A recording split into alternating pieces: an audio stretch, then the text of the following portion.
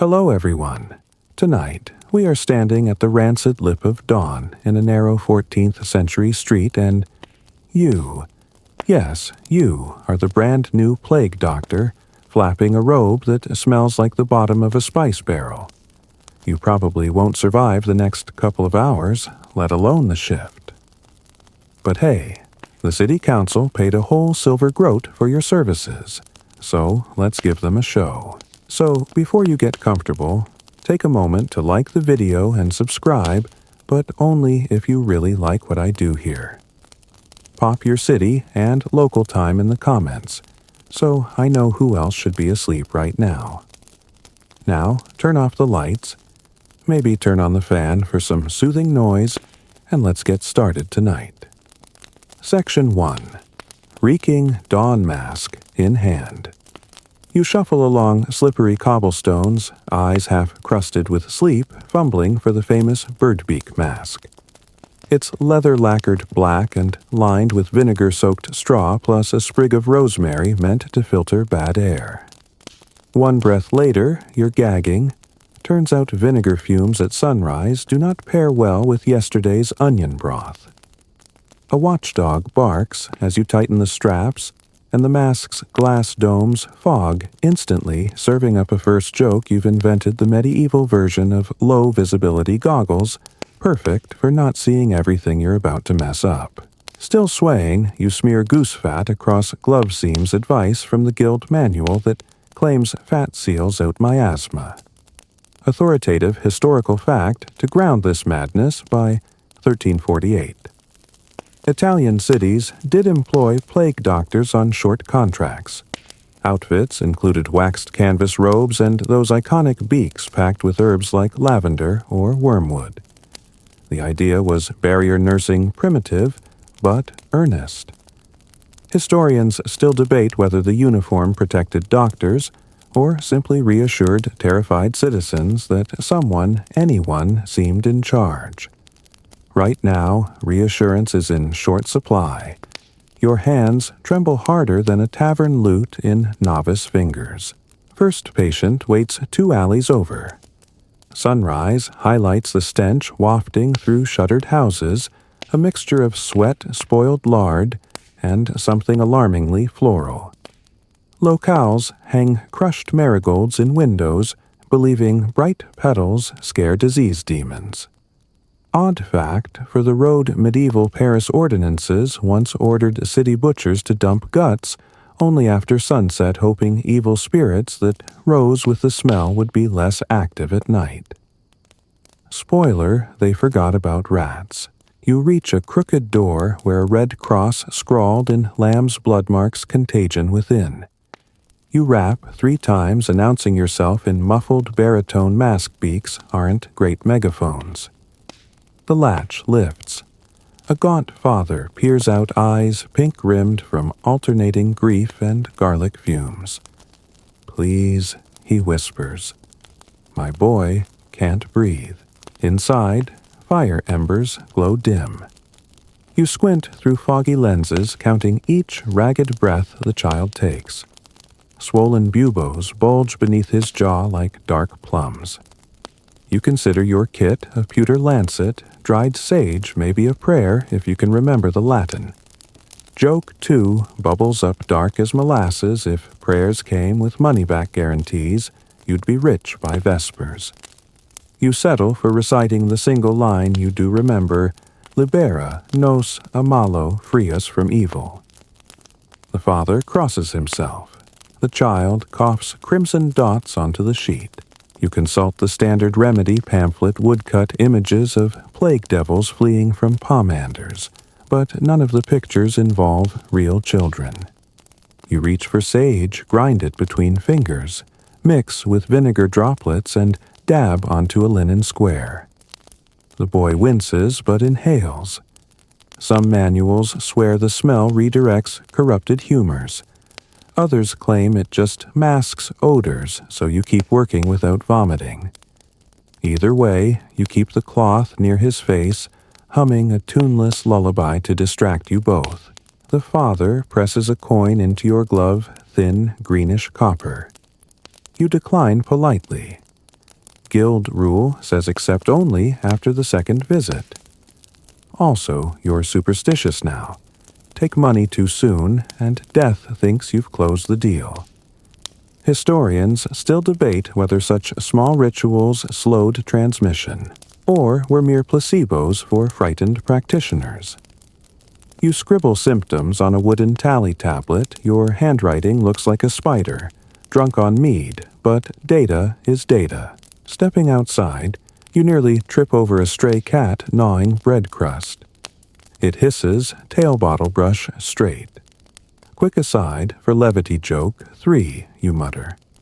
Don't worry, friend. I'm not licensed for feline clients. Your 9 lives outrank my 1.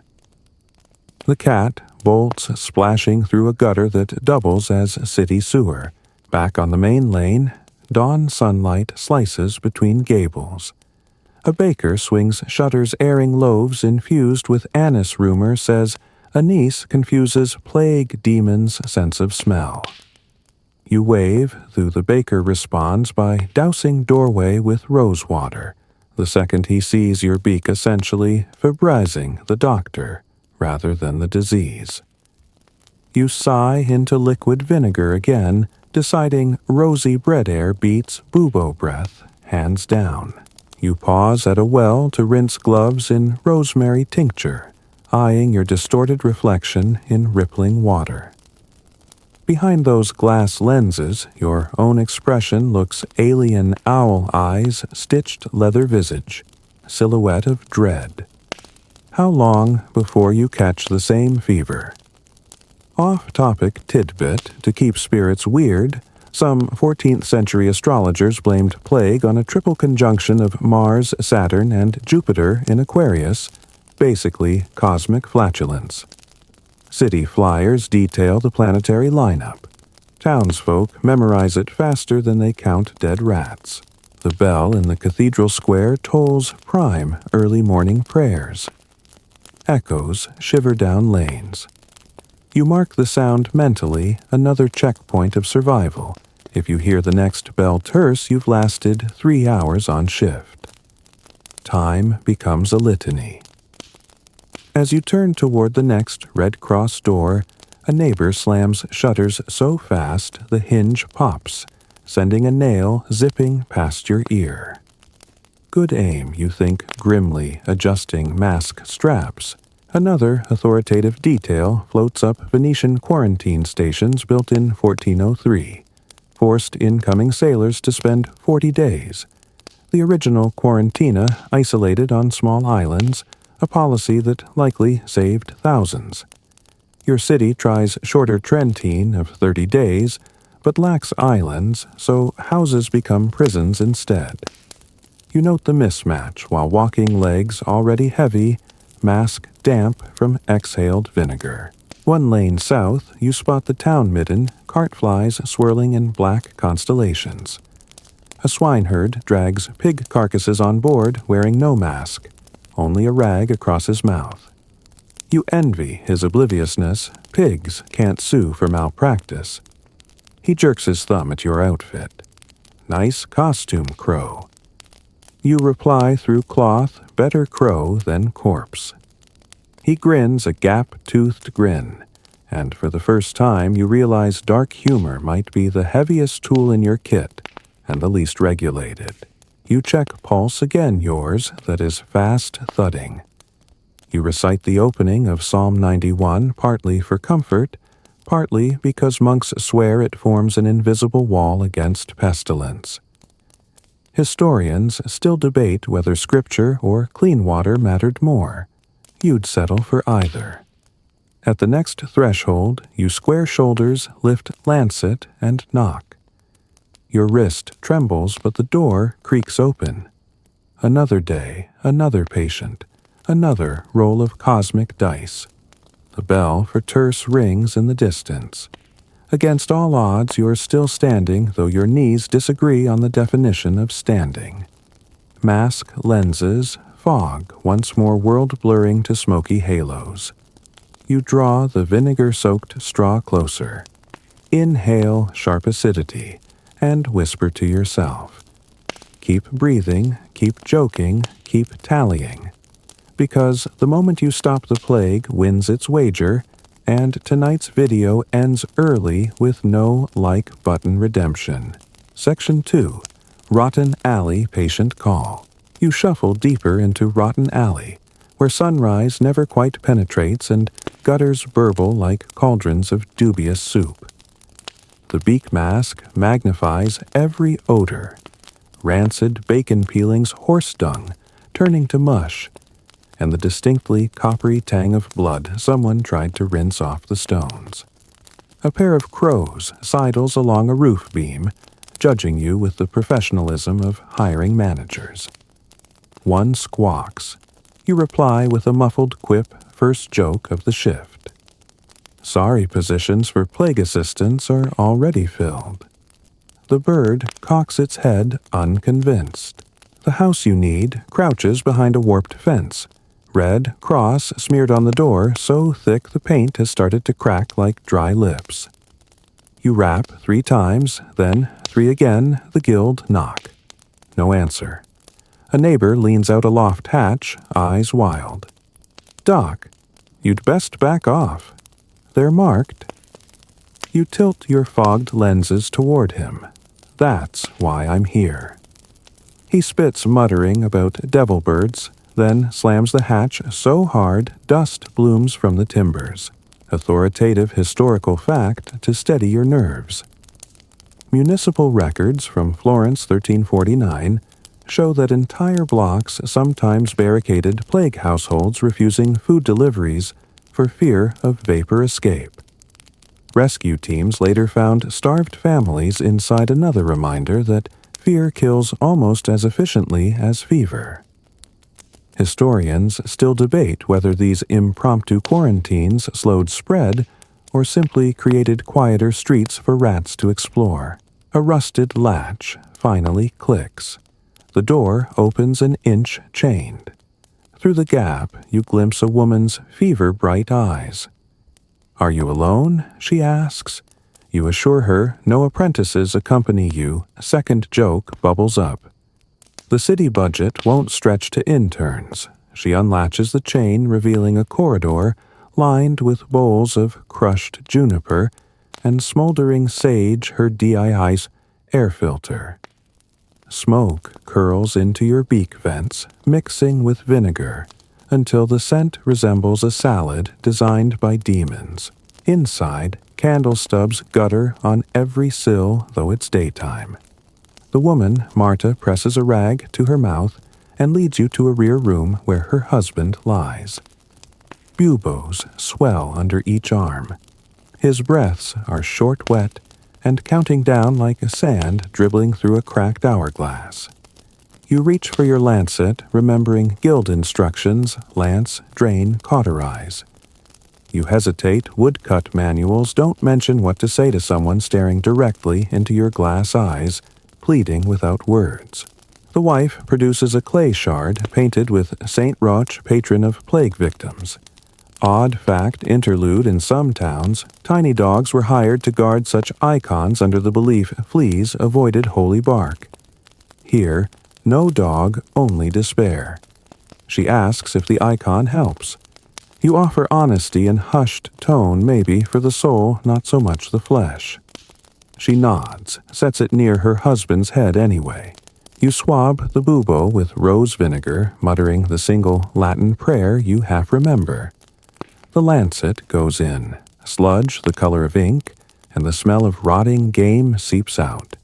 You fight gag reflex mask lenses, fog anew, turning the room into a blurred fresco of misery. Third joke whispered to yourself for courage. Next, carnival, I'm auditioning as a wine taster. Fluids with fewer surprises. You cauterize with a hot iron the wife heated on embers. The sizzle sings your nerves. Authoritative snippet number 2. Contemporary chronicler Michel de Piazza reported plague doctors earning hazard bonuses in form of double bread allowance carbs. Apparently, the medieval version of PTSD therapy. You could use a loaf right now. Your stomach clenches emptily. Treatment done, you mix a draught of yarrow wormwood and cheap wine, urging 2 spoonfuls past the patient's cracked lips. Whether it heals or merely dulls pain, uncertainty hangs like cobwebs. The wife presses a trio of hazelnuts into your glove payment in kind. You pocket them. Superstitions say carrying odd-numbered nuts wards nightmares, and at this point you'll try anything. As you pack instruments, shouts erupt in the alley. The neighbor from the loft has rallied others. They brandish stones and chamber pot lids as shields. Word travels fast that the plague doctor has breached quarantine. One man lobs a rock that clatters off the door. Marta flinches. You consider sneaking out the back, but duty or stubborn pride anchors you. You push the door wide step onto the stoop and raise gloved hands like a bad actor begging encore. In your most soothing baritone, vaguely filtered through straw and vinegar, you proclaim, "The air is safer once treatment begins." They hesitate. Miasma theory sells well. Yet a brick flies grazing your shoulder. Pain flares. Goose fat sealant splits. You retreat a slam door and slide the bar. Inside, Marta sobs apologies you don't need. You improvise, soak a rag in camphor oil and stuff. Gaps around windows, hoping the strong scent will double as deterrent. After tense minutes, the mob disperses. Perhaps bored, perhaps convinced fumes no longer threaten them. Historians still debate whether community aggression sprang from ignorance or a desperate instinct to externalize terror. Standing there with throbbing shoulder, you decide it could be both. Night will fall soon. You must leave before curfew.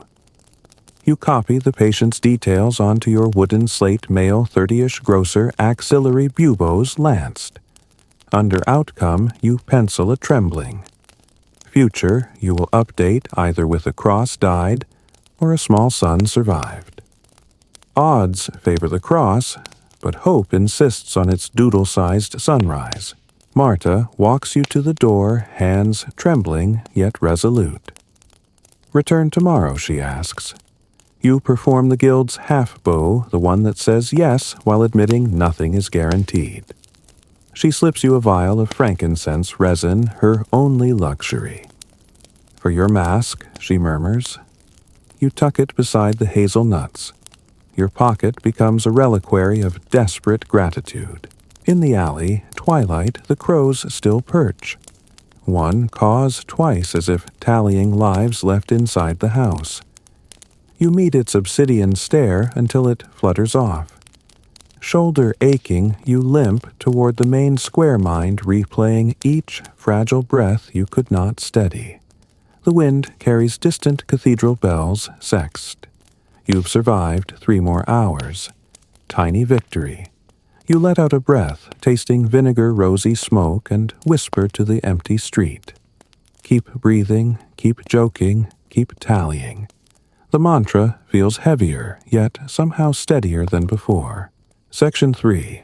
Herb pouch and pseudoscience. You limp into the apothecary lane with shoulder throbbing like a stained glass bruise, clutching the battered leather satchel that holds everything standing between you and an early grave, namely a jumble of crumbling herbs that smell as though a spice merchant sneezed into a compost heap. Wind funnels through half-boarded shop fronts swirling cat fur sawdust, and the rumor that plague doctors can sniff sickness a street away. Joke 1 rises dry as old time if true. The stench in your beak means the entire town resides inside your nostrils. Rent-free. The shop you need advertises itself with a faded sign of a mortar and pestle joined in holy matrimony to a skull. You duck under the lintel. A copper bell tinkles, and a hawk-nosed proprietor, Master Hubert, pops up like a jack-in-the-box behind overturned jars. Running low already, crow he croaks. You resist correcting him. Technically, you're a raven. The mask curve is slightly different, but taxonomy seems petty when people are coughing out their souls. Shelves sag beneath bundles of lavender, rue, marjoram, and cloves. Somewhere, something pickles in vinegar with a plop-plop sound that reminds you too much of draining buboes. Hubert shoves a ledger across the counter. Sign for your Four Thieves vinegar. He means the famous anti-plague recipe authoritative historical fact, break a 17th century Marseille legend, claims 4 burglars robbed plague victims unharmed by soaking rag masks in a stew of rosemary, sage, lavender, thyme, and vinegar. A court allegedly pardoned them in exchange for the secret. Medieval precursors existed, though their exact mixes changed faster than fashion. Historians still debate whether the tale was clever marketing or genuine courtroom transcript. Either way, you need the stuff. You scrawl an illegible signature. Hubert fetches a ceramic flask featuring a jaunty death's head grin. He also tosses in cloth sachets pre-stuffed with dried sage camphor crystals and orange peel. Odd fact, while he measures sailors crossing the Malabar coast once wore necklaces of desiccated limes toward sea fevers, believing citrus god spirits nibbled germs before they reached lungs. You imagine plague demons nibbling orange peel in your beak and snort fogging lenses again. Outside, you find a sliver of quiet to reorganize the satchel. You remove yesterday's limp marigold petals, more brown than gold now, and swap in fresh bundles. The new sachets rattle like rice in a festival drum. For good measure, you pour a drum of Four Thieves into the mask lining. Vinegar stings eyes, but the rosemary lavender bouquet almost hints at soap. Almost. A clang draws your Gazetown watch striding by helmets dull with soot. Their captain eyes your flask. That stuff legit doctor could use some for the barracks. Joke 2 slips out before modesty intervenes. With respect, Captain, your men already reek enough to scare germs sideways. The soldiers laugh, albeit nervously. You share a spare sachet public relations in herb form, warning it masks odor more than danger. Captain tips helmet with thanks, proving even in crisis no freebie goes unappreciated.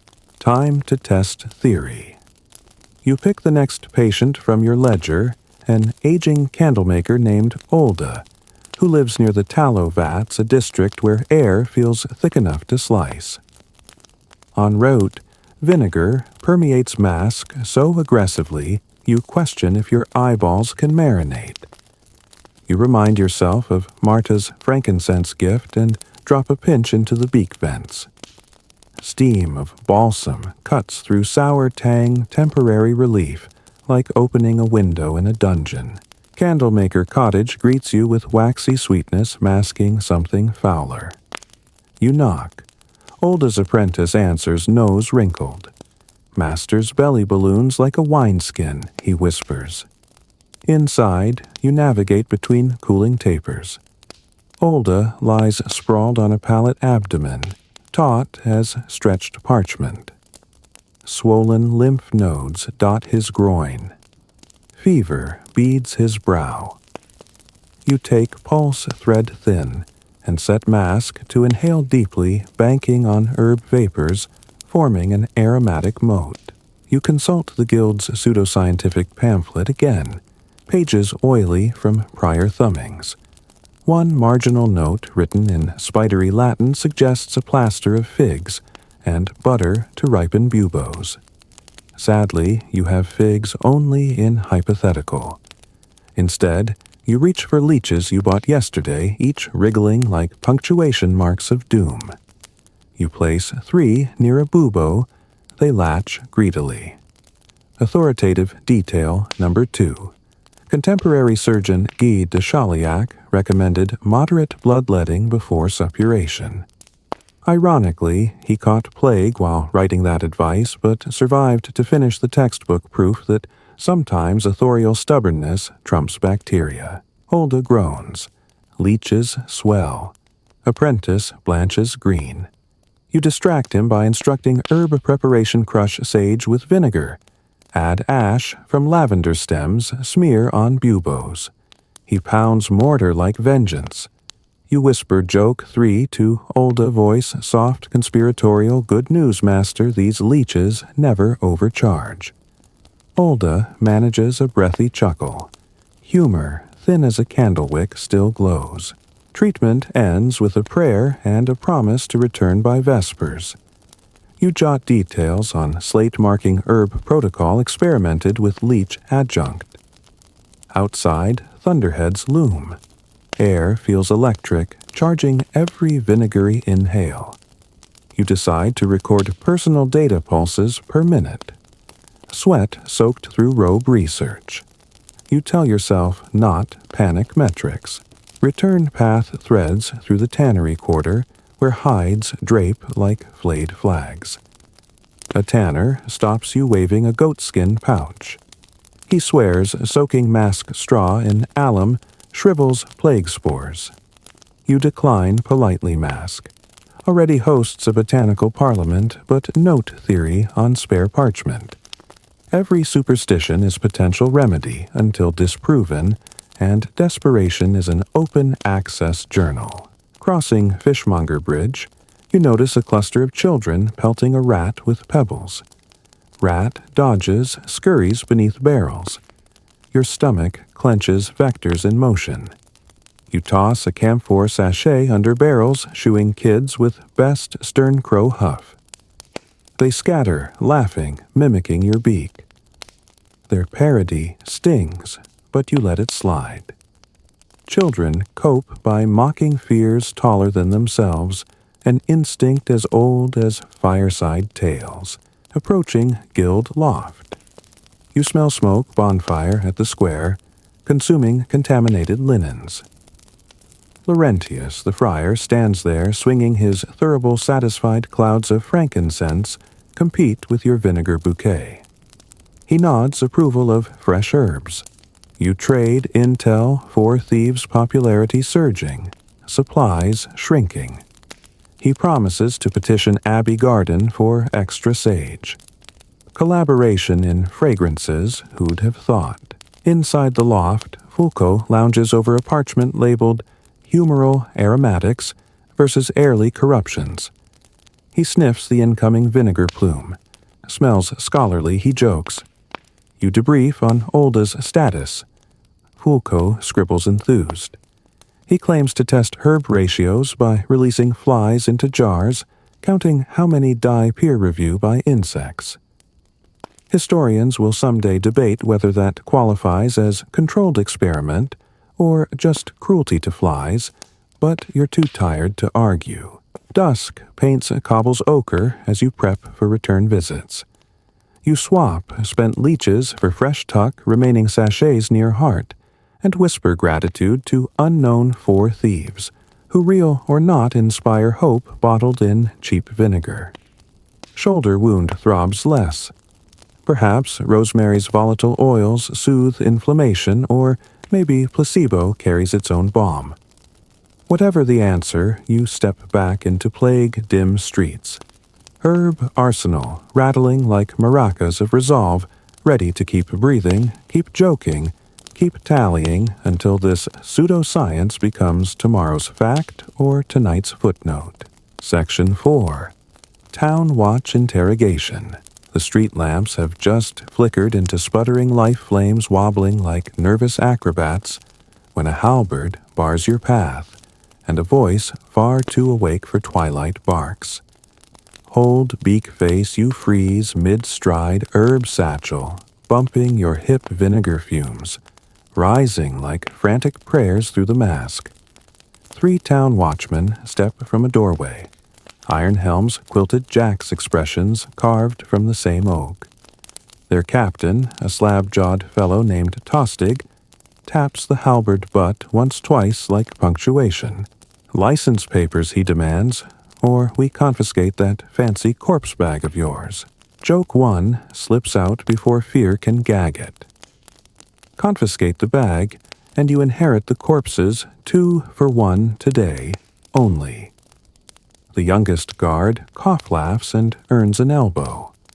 Toastig remains stone. You reach into robe folds, fingers brushing hazelnuts, frankincense, vial, spare, leech, jar, best not drop. That, finally, finding the parchment stamped by the alderman's seal a lion holding a sprig of rosemary, because municipal branding never misses a chance for irony. You unfurl it with theatrical rustle. Moonlight picks out crinkled lines attesting you are medicus pestis contracted on hazard pay of 4 pennies per day and freedom from guild dues. Tostig squints. Seal looks genuine, he admits, but doesn't lower halberd. Authoritative historical fact creeps in to contextualize this nonsense. Cities like Milan and Lubeck issued plague doctor licenses, specifying pay quarantine authority and burial responsibilities, many required carrying a wax tablet for on-the-spot death tallies. Some charters also empowered watchmen to imprison unlicensed medics posing as saviors, but spreading doom. Historians still debate whether such strict oversight protected citizens or simply padded civic coffers with licensing fees. Tostig gestures at your shoulder bandage from the thrown brick. Been in scuffles. You explain Rotten Alley's rock-wielding welcome committee. He grunts, half sympathy, half suspicion. Bandage off, need to check for buboes. Protest erupts behind your mask. Captain, if I strip bandages here, we'll both need vinegar baths. He remains unmoved. 2 guards close in. Your pulse beats Morse code, ... doom. Thinking fast, you produce the leech jar. Have a look, lads. If plague caught me, these little auditors would be bloated black. My blood would feed them like a feast. Odd off-topic fact to sell the ruse medieval horse dealers allegedly tested stallions' health by releasing leeches on their fetlocks. Sluggish leeches meant bad humors. Quick fatties signaled vitality. You pop the cork. 3 glossy annelids writhe sleek and hungry, but not engorged. The youngest guard blanches. Tostig finally lowers halberd. Keep your worms, doctor. Just doing our duty. They still want a bribe sorry toll. You palm 2 camphor sachets into Tostig's gauntlet. He sniffs eyes briefly, close in aromatic bliss. Smells like Saint de Procession, he murmurs. Transaction complete. Joke 2 surfaces, may it keep lice from your helmet. Everything else is above my pay grade. This time, even Tostig smirks. Paperwork not over, though. A scribe emerges from shadows, quill poised. Inventory of plague gear, he announces. You list items, reed lancets, 3 pewter syringe vinegar flask, 4 thieves sachets, 5 leeches 13, superstitiously prime wax tablet, and reluctantly 1 spirituous cordial for personal fortitude. The scribe eyes the bottle. Confiscatable spirits. You defend it as medicinal. Tostig intercedes surprisingly generous after camphor windfall. Cordial stays. Interrogation drones on, have you burned used linens? Yes. Logged fatalities? Yes. To prove you present tally board etched with hatch marks, 17 dead 5, living under observation 1 unknown outcome. Olda. The board's stained edge draws comment. You confess the stain is bubo fluid that refused to wash honesty weaponized, because the scribe recoils and snaps ledger shut. Released at last, you pivot toward the bridge leg's jelly, but Tostig calls after you. Report to the pest house at dawn. Magistrate's orders inspect the corpse cart. Not optional. Wonderful. You nod, vow silently to double vinegar rations tomorrow. As you cross River Gate, clouds, part revealing constellations, bright enough to read fortunes, dangerous hobby these days. An astrologer on the parapet waves parchment star charts like laundry. He shouts that Mars opposes Saturn, guaranteeing more deaths by next full moon. You mutter to yourself, add stargazers to list of things I'm not licensed to cure. Gutters ahead glisten. Rain earlier has mixed with slaughterhouse runoff. You sidestep floating offal and nearly collide with a horse-drawn ale wagon. The driver reins in, recognizing your silhouette. Any remedy for beer that won't keep he jokes. Joke 3 bounces back. Drink faster, plague spares no barrel. He roars, tosses you a half-filled skin. Against protocol, you catch it. A sip might dull the shoulder ache. Through mask beak, you manage a careful pull. Warm, watery, still anything but vinegar. Half a block onward, footfalls echo behind two girls trailing you, clutching posies to noses. They believe posy procession banishes miasma. One whispers, "Mr. Crow, is it true toads in vinegar cure swellings?" You kneel beak level with their flowers and answer gently. Maybe so little ones, but clean water and closed doors help more. They nod eyes wide, then dart off into doorway shadows. Their innocence thumps harder in your chest than the captain's halberd. At the guild loft, Fulco pounces with questions about watch scrutiny. He sketches a flowchart arrows, leech icons, bribe figures declaring he'll design a negotiation herb next. You suggest dried mint. Negotiators appreciate fresh breath. He scribbles that too. Candle flames gutter low. Wind rattles shutters like skeleton applause. Before sleep, you inspect your shoulder bruise only. You dab, 4 thieves vinegar, recite your now ritual mantra. Keep breathing, keep joking, keep tallying, then add new clause. Keep receipts because Town Watch sure does. Lantern out, you drift toward uneasy rest where dreams resemble endless checkpoints manned by leeches with halberds. At least, leeches don't charge tolls yet. Section 5. Cat Autopsy Experiment. Dawn tiptoes in like a pickpocket, gray-fingered and guilty when Master Fulco, the same ale-scented natural philosopher who once tested leeches by asking whether they preferred red or white wine, barges into the loft with a burlap sack that mews. Research opportunity, he hisses. Your eyes, still gluey with half-sleep, find the sack's bottom already moist with something unpleasant. Fulco ignores your grimace. Felines present an uncharted map of melancholic humors, he declares, as though that string of words should earn applause. You protest that your schedule involves a corpse cart inspection and 3 follow-up visits. But he brandishes a parchment sealed by the cathedral school's dean. Apparently, you've been seconded. Joke 1 slips out. Does the dean also sign indemnity forms when the cats claw my eyes out? Fulco laughs, teeth mulberry-stained. That's why you wear the mask, my melodious crow. Rain needles the streets as he hustles you toward an abandoned bathhouse the scholars now call the Pestis Theater. Cracked dolphin mosaics resemble bloated rats in candlelight. Inside, 3 novice surgeons hover over a slate table.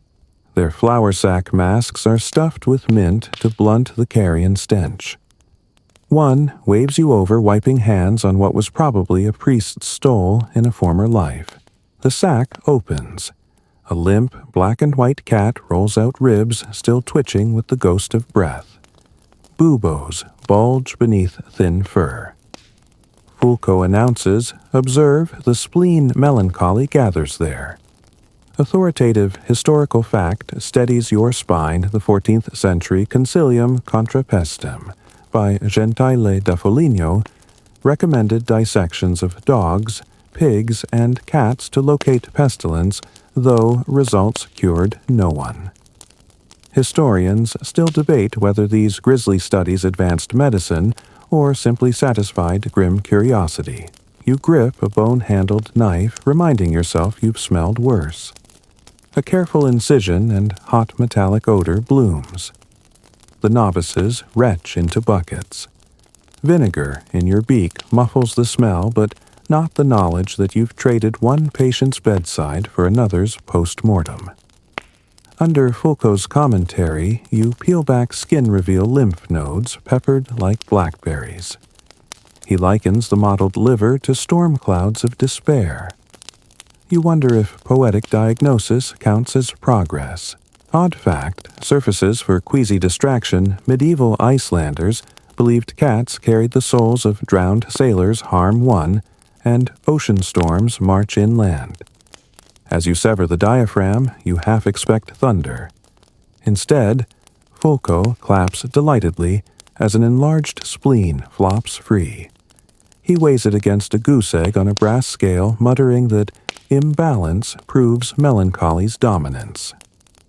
Joke 2. Wonderful now prescribe the cat a cheerful playlist. Foucault, missing sarcasm, scribbles music therapy in the margin. Lungs next. Dark spotting suggests internal bleeding. One novice faints, another fans him with a page torn from a bestiary. You steady your breathing. Foucault drops tissue samples into jars of wine lees. Alcohol preserves divine secrets. Sister archivist Anna arrives with star charts. Astrologers demand tissue for correlation, she says. Mars, rising in Cancer, they claim reddens humors. You pass her a sealed lymph node.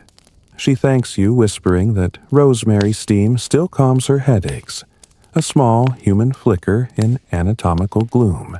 Lightning flicks outside stained windows. Thunder growls late, perhaps those Icelandic sailors finally heard. Foucault pronounces the session complete and hands you disposal duty. You wrap the carcass in lime-dusted linen. Municipal ordinance decrees animal plague victims burned outside city walls. On the trudge to the waste pit, rain thickens robe clinging like remorse. At the pit, the gravedigger tending a smoky pyre is the same man who confessed last night to shallow burials. He tips his cap. Did the cat have kin? You should notify. Joke 3 flickers amid drizzle. I'll send condolences to the alley mice. He laughs, tosses fresh pine resin on flames. Fire flares devouring linen fur and your appetite.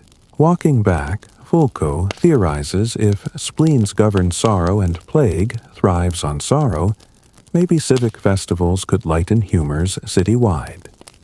Imagine mandatory comedy troupes between funerals, he muses. You picture juggling monks and nearly slip on wet cobbles, noting on your slate public merriment as prophylactic unlikely budget approval. Near the bridge, a crier rings a bell announcing 20 new deaths since Matins. Number clangs harder than iron. Even Foucault falls silent.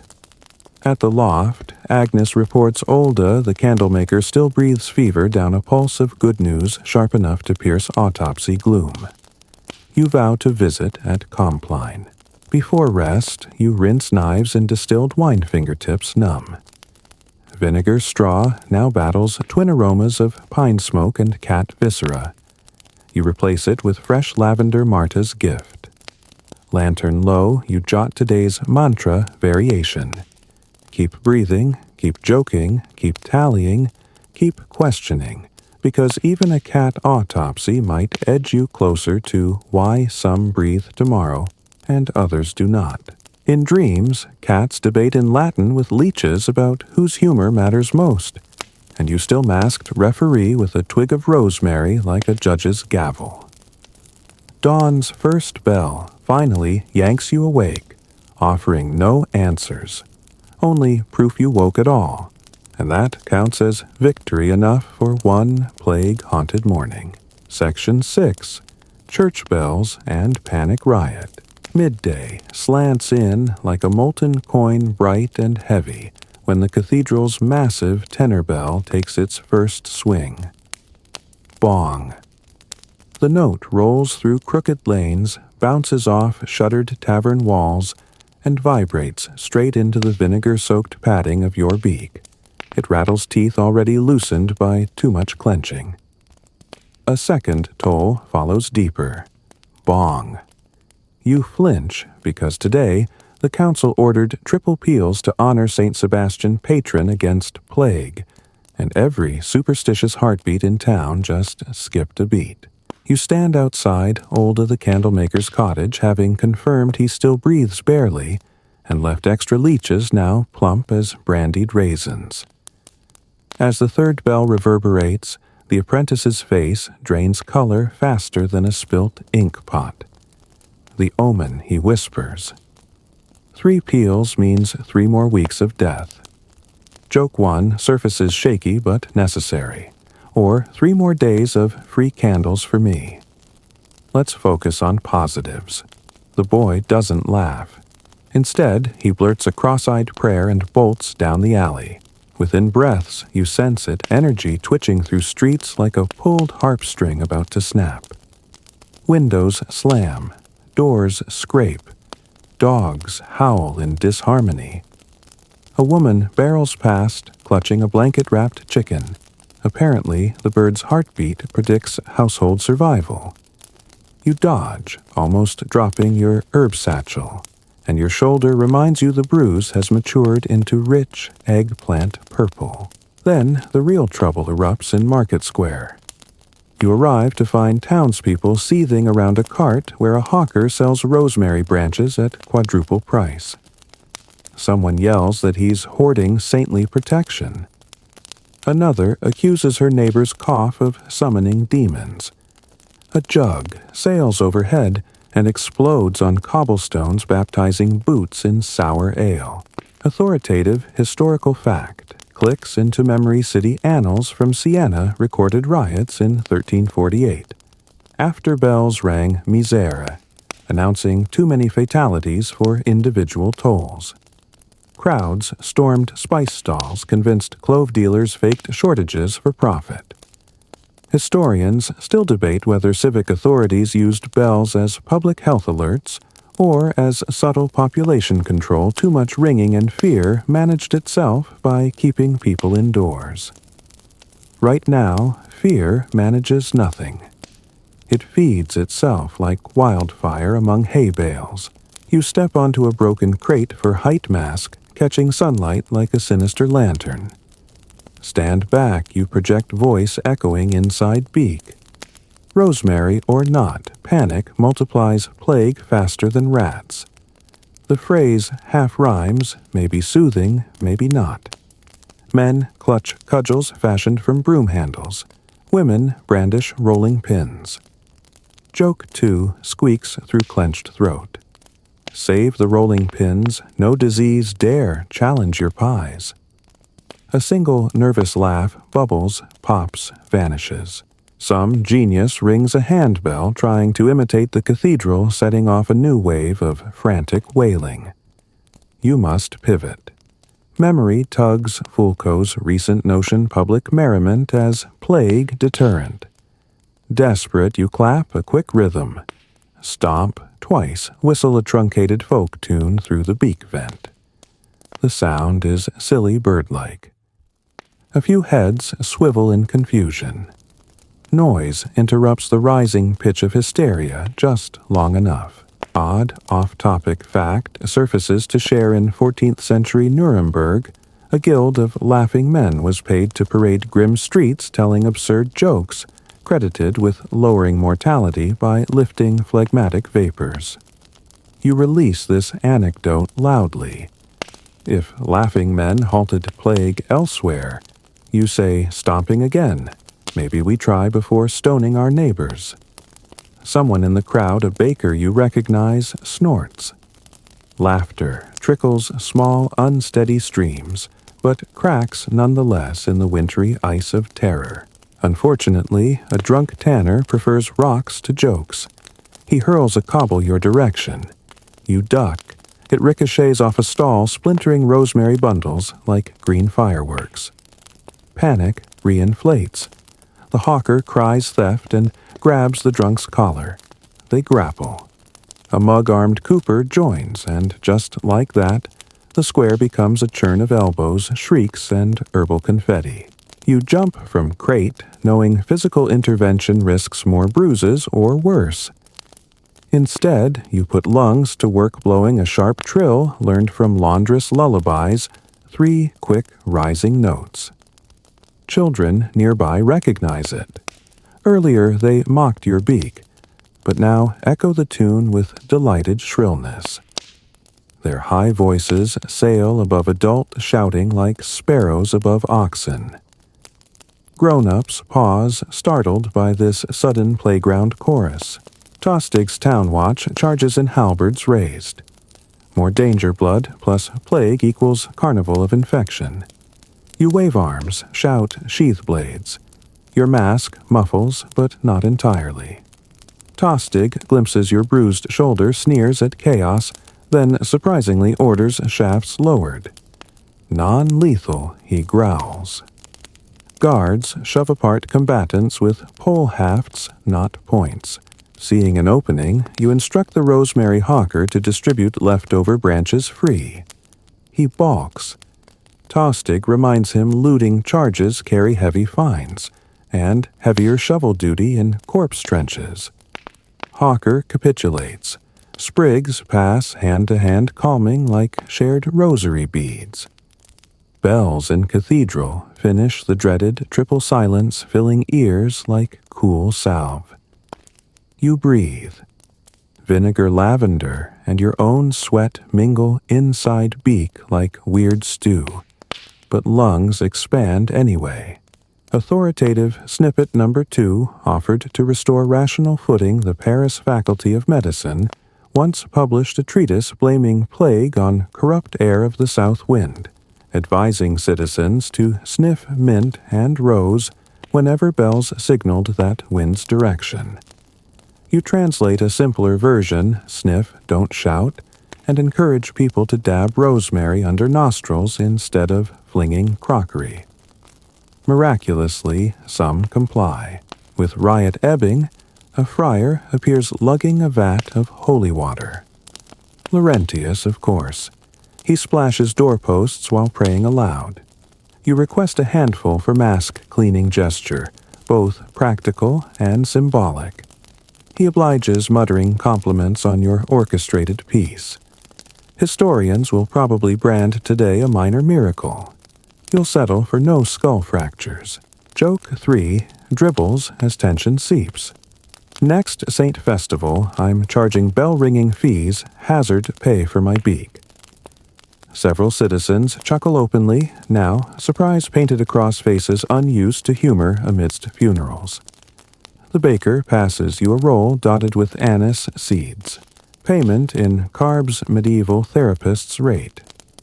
You bite gratefully, realizing taste buds still function, ergo fever hasn't taken hold, small blessings.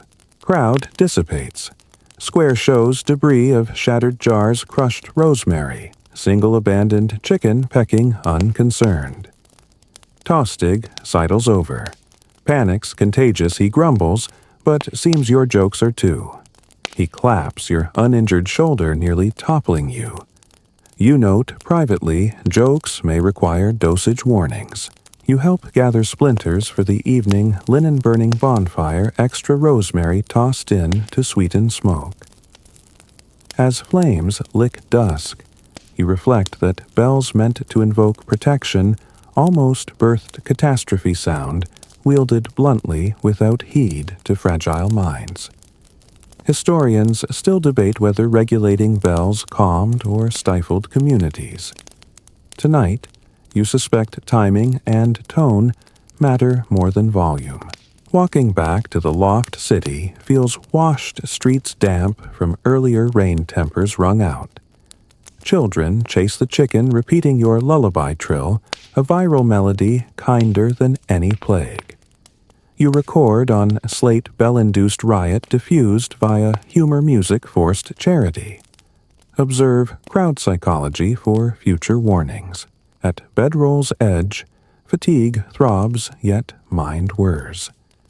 You add to mantra, keep breathing, keep joking, keep tallying, keep listening, because sometimes the loudest danger isn't coughs or fleas, but the echo in hearts when iron bells speak and imagination supplies the rest. You snuff candle letting residual rosemary smoke cradle eyelids. Sleep lands unexpectedly gentle like a feather dropped by those rooftop crows, peaceful until the next clang, next riot, next breath of bad air you'll chase with jokes and vines. Section 7. Confession of a Gravedigger. The moon hangs like a chipped pewter coin above the northern gate when you finally limp into the Candle Stump Tavern. An establishment so poorly lit its own name feels aspirational. The air inside wobbles with heat from gutter snipe wine, and the collective exhale of people trying to forget which morning is their last. You slide onto a bench whose surface is sticky with ale wax drippings and maybe existential dread. Your mask is off for the first time in days, dangling beside you like a molting crow. Vinegar fumes cling to your hair, encouraging neighbors to edge away. Good. Distance is currency. Across the trestle table sits Broder, the city's chief gravedigger beard, matted with dirt that never quite leaves his pores. He raises a clay jug in greeting. They said you needed a drink strong enough to pickle leeches, he rumbles. Joke one fizzles out of you half-hoarse if it can pickle my paycheck even better. He pours. The liquid is the color of oxidized blood and smells of raisins that lost the will to live. Firelight glints off a row of hastily emptied mugs, his work, not yours. Broder's eyes are red-rimmed yet razor-sharp. Doctor, he begins voice-dropping to a grave-depth whisper. I can't keep digging 6-foot trenches for each stiff. We're at 90 corpses this week. The soil's waterlogged. By dawn, I'll be swimming in saints. You sip the vile wine. It burns like camphor and regret. Authoritative historical fact flickers to mind London's 1349 bills of mortality, recorded burial pits 40 yards long, stacked 5 bodies deep covered with quicklime instead of individual graves. Wooden markers rotted before names were carved.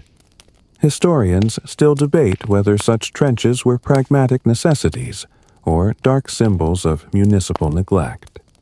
Either way, records show gravediggers earned triple wages blood money for broken backs.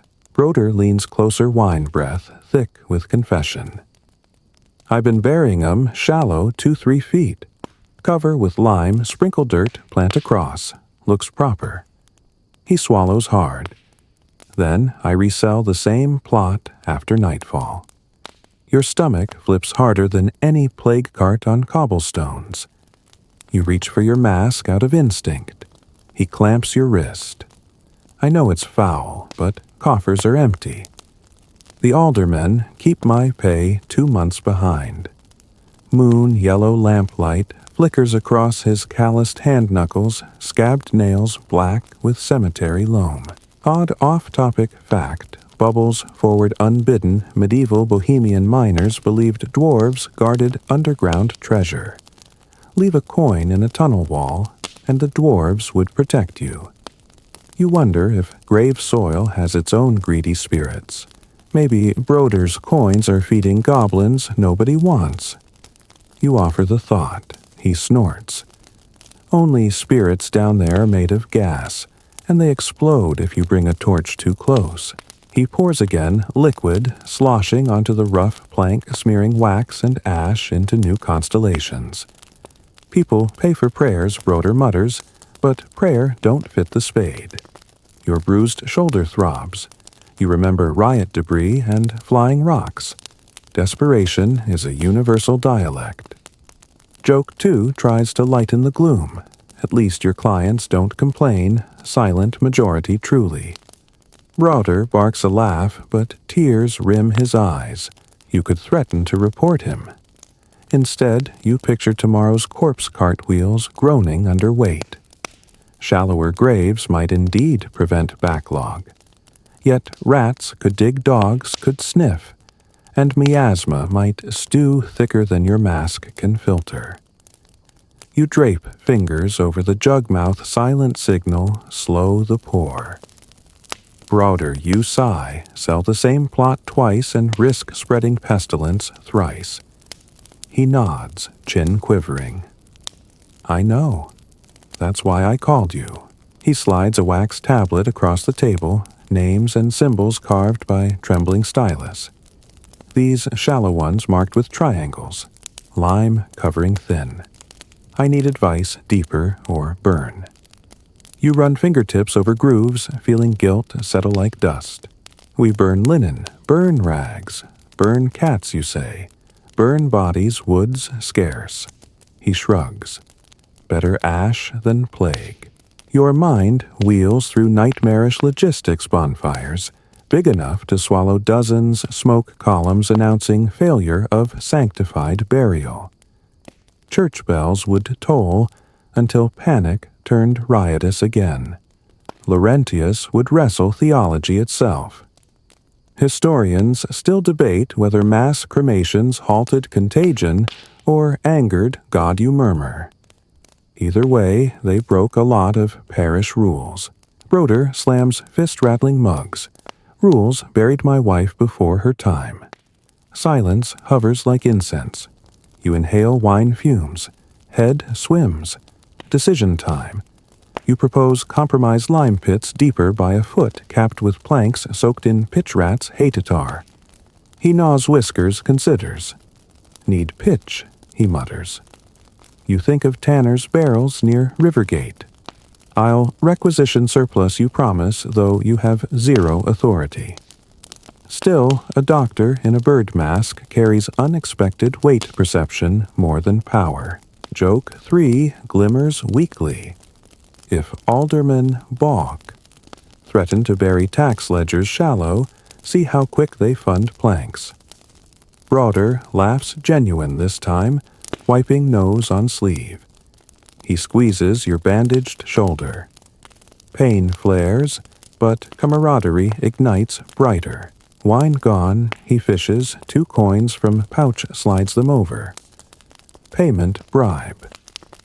He shakes head. Hazel nuts saved your dreams. Coins buy you thicker gloves. You realize he's heard of your talismans.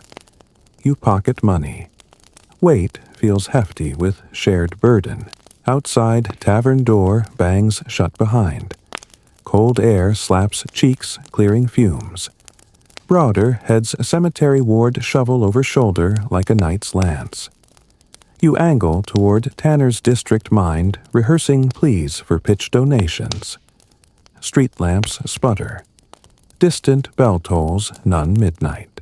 Along the way you pass Marta's window. Faint candlelight silhouettes her and the now frail boy. You pause, press palm to cool glass vow, to return at dawn with fresh herbs, and maybe hope. The from afar promise steadies knees wobbled by wine and confession. Back at loft, Fulco scribbles by candle gutter. He sniffs the wine on your breath, raises eyebrow. You brief him on lime pits and pitch. He nods, proposes mixing pine tar with rosemary for added pest-repelling aroma. You laugh softly, science meets superstition again. But you jot it down. Bedroll calls. You tuck coins beside frankincense hazelnuts, star chart lymph node sample, forming a pocket museum of plague life. You add to nightly mantra, keep breathing, keep joking, keep tallying, keep listening, keep burying properly. Sleep steals over you as church bells rest, and for a few hours both plague and conscience pause their gnawing granting dreams, where graves are deep lime is plentiful, and nobody has to bargain with spirits under moonlight. Section 8. Leech Vendor Bargain. Dawn crawls across the river like a hung-over eel, pale and sluggish, while you negotiate the tanner's yard for a cask of sticky pitch promised to Broader. The foreman, unimpressed by bird masks or moral imperatives, demands 2 groats and a loaf of wheat bread, scarce since the last grain levy. You haggle with the desperation of someone who smells corpses in dreams. Finally, he accepts 1 groat and the half-eaten anise roll the baker pressed on you yesterday. Pitch secured you dribble half your vinegar flask over the bung to drown the reek of tanning offal, and shoulder the sloshing barrel toward Fishgate. Halfway there, you hear the unmistakable slurp-slap chorus of leech buckets. Good fortune, your stock is running thin after Olda and the magistrate's son. The vendor, Mistress Alsbeda, sits beneath a patchwork awning freshened with sprigs of mint to discourage flies. Her apron gleams with snail-trail stripes of escaped annelids. Dr. Crow, she coos, your little nurses are restless for company. You set the pitch down careful not to split robe seams and rummage for coin. Pouch is nearly flat. Last night's shoulder wine devoured the budget. All you have is 1 clean linen rag, formerly part of a bandage kit, plus Laurentius's sprig of dried myrrh.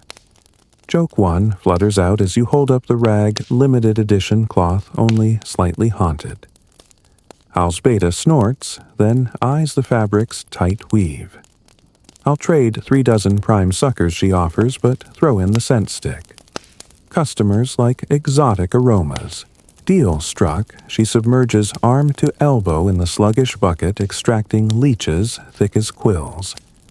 She drops them into a glass phial, whose cork sports tiny air holes luxury leech transport.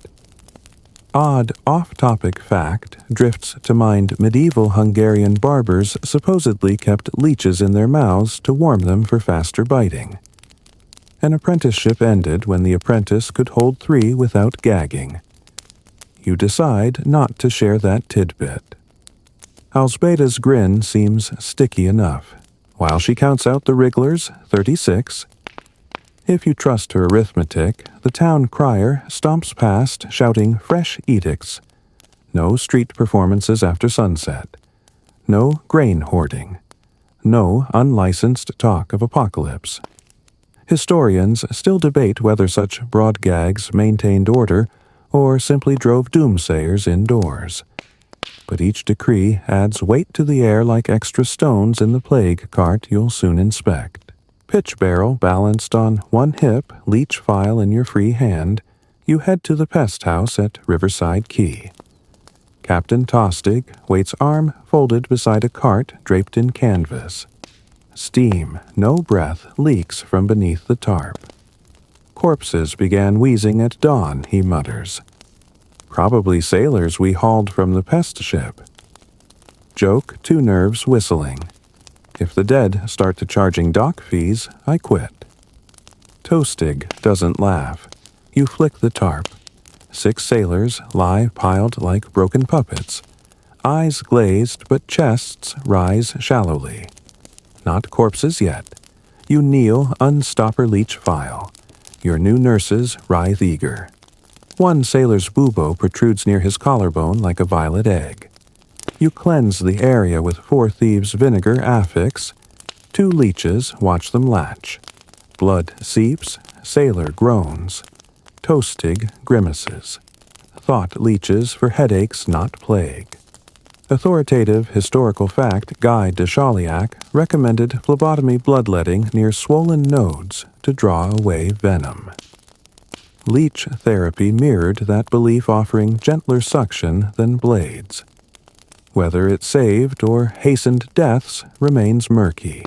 You proceed sailor by sailor file, emptying linen rag, now a compress on your bruised shoulder. Between patients you stir pitch with a stick.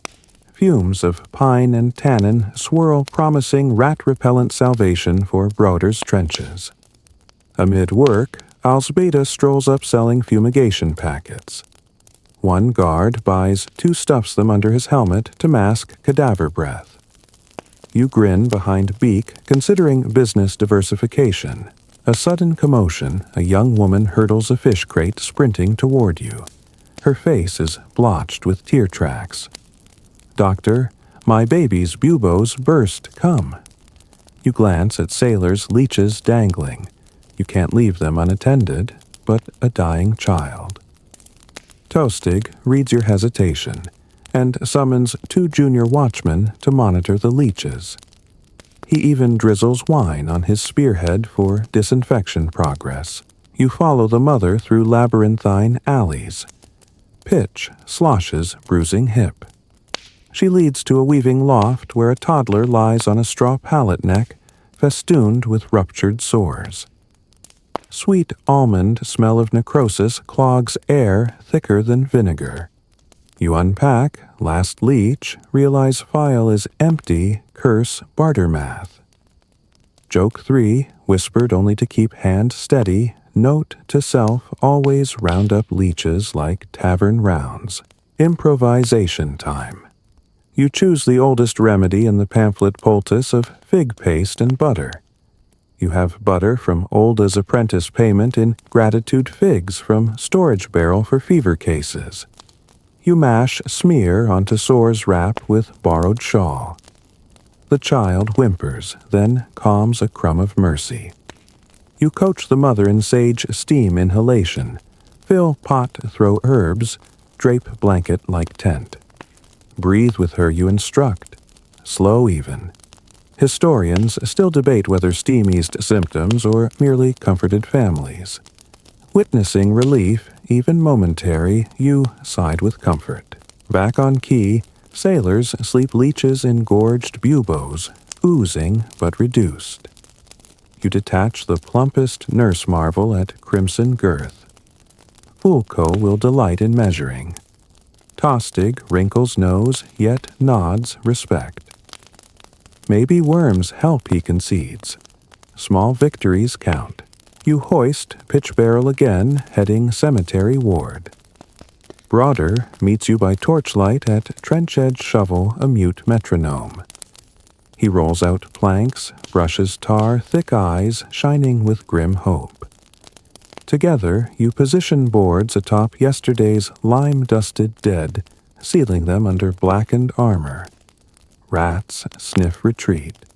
You breathe easier herbs, and vinegar cannot match pine tar's brute honesty. Before parting, Broader presses a ribbon of beeswax candles into your hands, a thank you.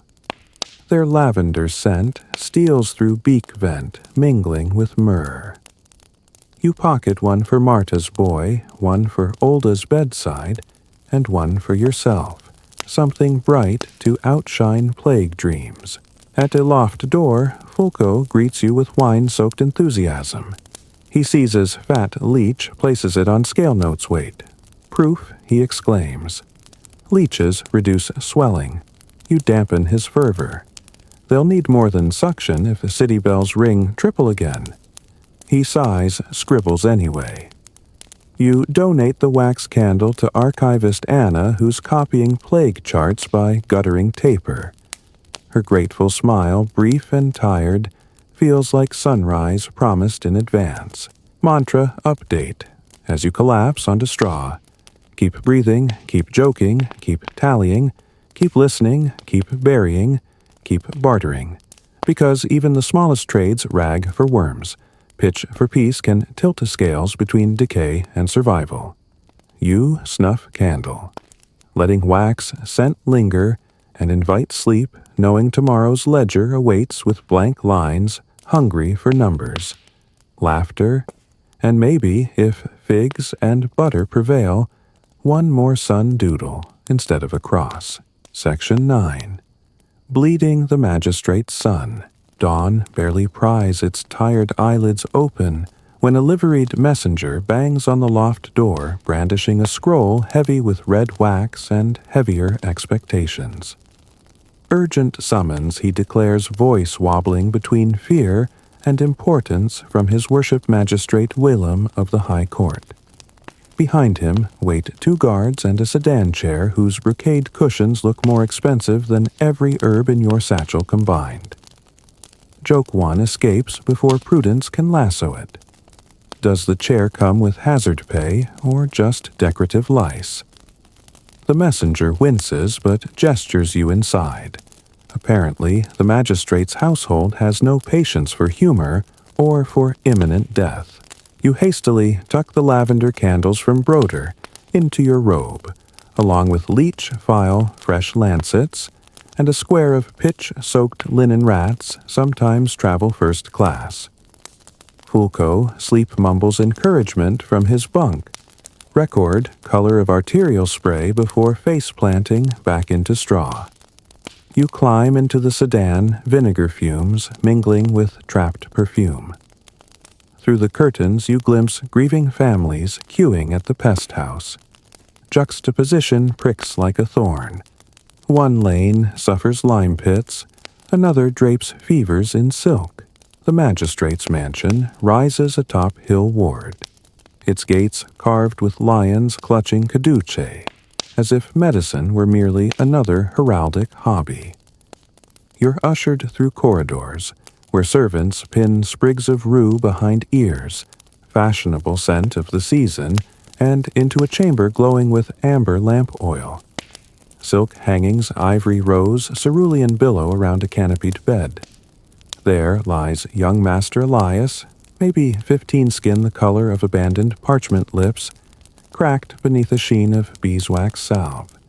2 buboes swell ugly purple at his neck. Courtiers ring the bed like anxious storks. One physician in starched ruff clears his throat. We attempted a lectuary of crushed emerald, he whispers, but the stones scratched his throat. Authoritative historical fact, wealthy medieval patients sometimes ingested powdered gems believing purity of mineral would absorb poisons. Records from Avignon list diamonds priced by weight of superstition. Historians still debate whether such extravagance offered psychological comfort or merely glittered in the latrine the next day. You ask for fresh water, vinegar basin flame to heat irons. The magistrate himself, rotund in squirrel fur robe, looms. My only heir, he hisses. Cure him by sunset or expect jail darker than Hades. Joke 2 flutters, but you swallow at iron bars, dull punchlines. Instead, you request quiet. Courtiers protest, arguing about your fee. One suggests having it if boy dies before supper. You reply evenly. Payment debates postpone bleeding, and time is blood. That silences them temporarily. You wash hands in rosemary water, don gloves slicked with goose fat, then draw 2 plump leeches from file. You explain process they'll attach near buboes, drawing congested blood outward like siphoning poison from a wine barrel. The nurse pales. Magistrate scoffs at worm medicine. You gently pinch Elias's skin. Leeches latch wriggling with greedy purpose. He moans, eyes fluttering. You murmur lullaby notes, Matilda's soft dip barely audible through beak, but rhythmic enough to steady his breath. Odd, off-topic morsel, while leeches drink 14th century chess manuals banned play during plague outbreaks, because intense concentration supposedly attracted melancholy vapors. You imagine courtiers tossing chessboards aside, terrified of thinking too hard. Ironically, right now, strategy matters more than gems. Leeches swell. Dark blood clouds their translucent bellies. You heat a small blade ready to lance residue. A courtier gags. Magistrate fans scented cloth before his nose. You open first bubo pus belts out like spoiled custard. You keep joke 3 gentle better out than in. Even lies behave that way. A single nervous titter leaks from the nurse. Tension eases microscopically. You irrigate with vinegar pack with honeyed butter and clove Olda's fig-less variant proving handy. Second bubo yields less a hopeful sign. You cauterize edges. Elias whimpers, but color brightens faintly. You signal nurse to feed him diluted wine and wormwood. Magistrate blusters about cost of wormwood imports. You retort cheaper than funerals with marble cherubs. He grunts, scolded but calculating. Hours creep. You monitor pulse, still weak but steadier. Courtiers resumo pay debate. Some advocate triple fee for success. One whispers you'll charge plague to linger for profit. You break in with phrase guaranteed to chill gemstone tonic enthusiasts. Historians still debate whether greed or germs spreads faster. Murmurs die off. Sun slants through lattice painting silk drapes gold. Sweat pools at your hairline. Vinegar tang now background hum. Leeches drop off gorged. You jar them for Fulco Data Gold Mine. You apply beeswax candle stub near bed lavender scent mingling with fever musk, hoping fragrance blankets fear. Elias dozes. Magistrate exhales. Ragged relief invites you to dine once the crisis is undoubtedly averted. You bow aware invitations vanish with patient's pulse. Before leaving you, inscribe treatment steps on wax tablet, instruct nurse to change poultice at vespers. Nurse nods, respect, gleaming through fatigue. Courtiers file out. Whispers sprout like mushrooms. Magistrate presses a heavy purse into your glove silver coins, hot from his clenched palm. Eyeing the leather satchel, bulging with pitch stains and candle wax, you accept mentally allocating funds more leeches figs, maybe a second-hand shoulder guard. Outside clouds bruise purple. You descend hill ward, feeling half proud, half filthy. Triumph tastes like vinegar-tinted honey sweet, yet sour, with the knowledge that other fathers lack silver for leech jars. As you pass River Gate, children sing yesterday's lullaby trill, now garbled into playground chant about worms blowing bubbles. You smile behind beak. Folklore travels faster than plague carts. On the quay, Captain Tostig salutes.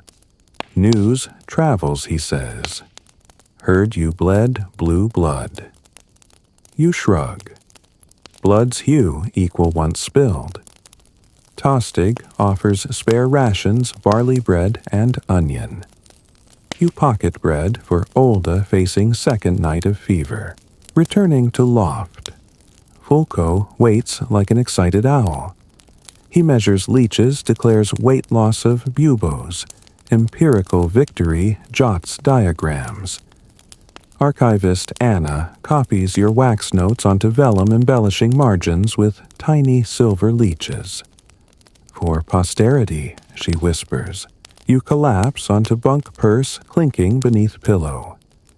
You add clause to nightly mantra, keep breathing, keep joking, keep tallying, keep listening, keep burying, keep bartering, keep bleeding, because sometimes the greatest privilege is pulling poison from someone society values while remembering those without silk sheets still drown in the same fever.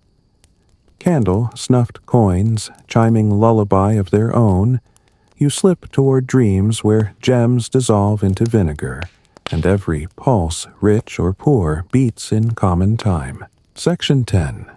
Night watch on pest ship.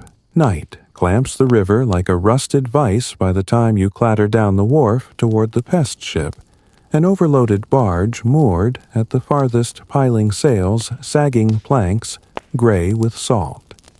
And something shinier your lantern chooses not to name.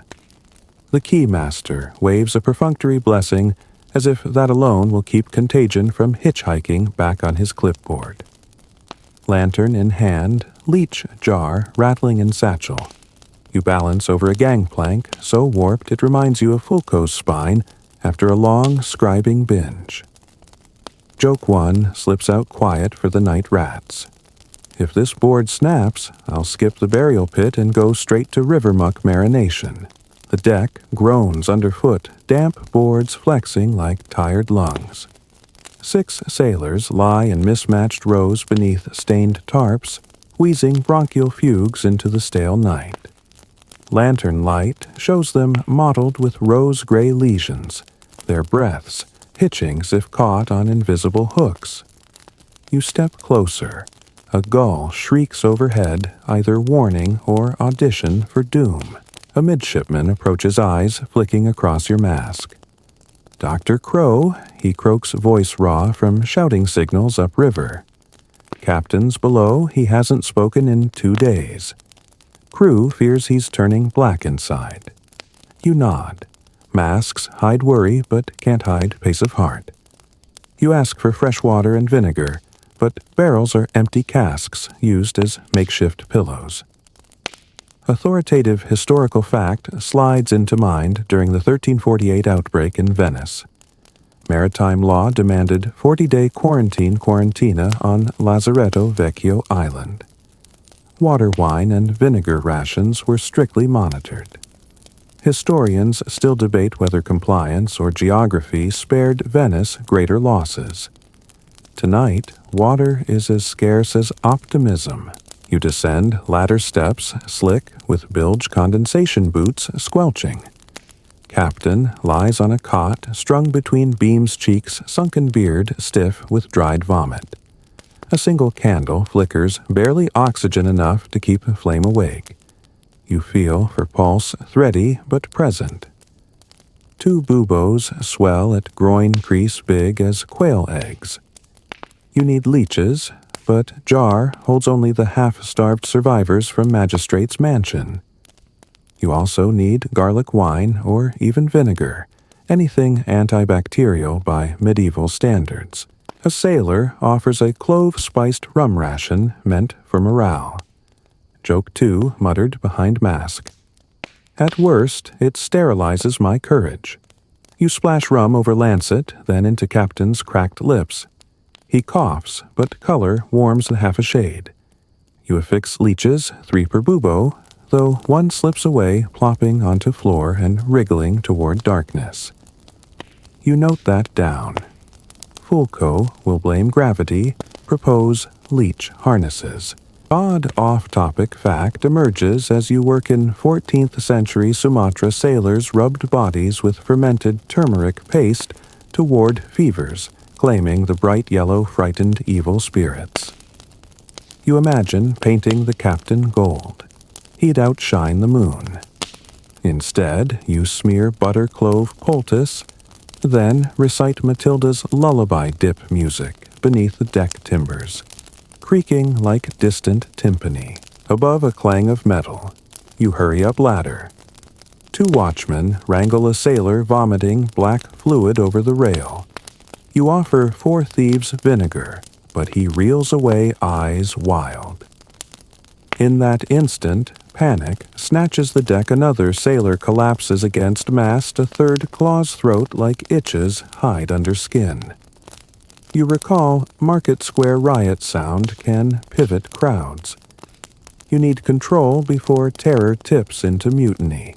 You stop deck thrice your makeshift signal, then whistle the children's playground trill that diffused panic days ago. Sailors freeze, baffled curiosity, briefly outranking fear. You follow with louder notes, turning trill into shanty rhythm, slapping lantern against thigh for percussion. A few sailors, half delirious, join. Pattern unites, breaths buys calm seconds. Watchmen heave the vomit-splattered tarps over rail miasma management by gravity. You order buckets lowered to river for freshwater rinse. Captain's spare sails become impromptu stretchers. Sick men repositioned so breeze cools fevers. You instruct midshipmen to boil rum with rosemary sprigs makeshift disinfectant steam, though you half expect the pot to ignite and send ship earlier to Valhalla. Your lantern guttering, you mark each patient. Those responsive to leeches get chalk sun on sleeve. Those delirious earn chalk star night sky triage. You tally 5 suns, 4 stars. 1 cross already drawn for the motionless shadow near Bo. You whisper a prayer, Libra knows a mallow as lantern sputters sardonic commentary from gods of timing. Supplies run out. You improvise cut strips from pitch-soaked linen tie over mouths of coughing sailors, sticky bitter, but filter of sorts. Another crewman offers a fistful of garlic heads scavenged from galley. You crush bulbs under heel-smear juice into mask straw. Acrid sting makes vinegar seem perfume. You distribute remaining cloves. Sailors chew faces contorting into what might pass for gratitude. Midnight tide surges slamming hull. Rope lashes snap. Mast shudders. A barrel rolls free, thudding toward open gangplank. 2 watchmen chase it. 1 slips knee cracking loud. You hurry splinting limb with broken oar and pitch rag ties. His oath fills night language too creative even for PG-13 guidelines. Joke 3 emerges through exhaustion. Consider it a vacation from stares. He grimaces, then chuckles, pain-wrinkled but alive. Humor, the last antibiotic in your kit. You secure gangplank anchor, rotting ropes, muttering thanks to every saint whose portfolio includes knots. Lantern finally dies. Moon casts silver over river highlighting city silhouette belfries, smoke plumes, faint candle grids of sleepless households. You imagine Marta, Broder, old magistrate's boy Elias, all breathing somewhere under that uneven glow. Near dawn, midshipman returns with pot of rosemary rum steam rolling like herbal ghosts. You waft it under sailors' noses, disinfect deck planks, splash remainder over rail as offering to water spirits. Historians still debate whether alcohol vapors killed bacteria or simply improved morale. Tonight, crew sleeps quieter beneath its haze, so verdict leans toward life. Captain Rouses briefly asks hoarsely if harbor quarantine will doom ship to bonfires. You tell him truth, seasoned with mercy maybe, but deeper graves now wait with the tarboards rats shunned. His crew's fight gifts data that may save others. He nods, drifting off hope and fever wrestling behind eyelids. First sunfinger touches east. You slump against mast robe, stiff with pitch flex. Garlic pulp and river spray. Watchmen doze upright halberds as hugs. You sketch on wax tablet night interventions. Leeches, rum steam pitch masks. Music calming 5 sun 4 star 2 cross. You add phrase to mantra, keep breathing, keep joking, keep tallying, keep listening, keep burying, keep bartering, keep bleeding, keep improvising. Because textbooks end where darkness begins, and plague's syllabus updates hourly. Lantern relit by dawn. Crew you shuffle ashore. Legs, noodles in vinegar marinade. He, master stamps ledger, grateful ship still floats. He hands token a tiny silver anchor charm for your mask beak. He says. You accept, wondering if silver outshines garlic on demon nav charts. Back at loft, Fulco perks up at smell of rum rosemary. You gift him a vial, already dreading lecture on spiritus antisepsis. Archivist Anna files chalk sun star ledger. Broader snores near fireplace shovel, hugged like lullaby. You place silver anchor beside hazelnuts coins. Lavender stub museum grows. Candle dims. You finally lie down, whisper mantra, and let river lullaby tug you into sleep where ships sail without plague. Bells ring only for weddings, and leeches fly away as butterflies at dawn. Section 11. Bonfire of contagion rags. Sunrise, pink as bruised cotton, barely reaches the nets of drying linen strung between roof lines when Captain Tostig's runner clatters into the loft. Torch time. He pants, sweat already ghosting his brow. though morning air still bites. You sit up, vinegar-stained mask, dangling like a sleeping bat, and glance at Folko. He's scribbling formulas for rum steam inhalers on his pillowcase. You shake him awake, sling herb satchel, and follow the messenger toward Westgate Field, the city's unofficial crematorium of whatever officials fear touching twice. Wind howls down the causeway, snapping cloak hems like opinionated flags. At the field's edge, villagers pile bedding tunics and rags streaked black with night sweats. Lime dust coats everything, drifting in little puffs each time a new bundle lands.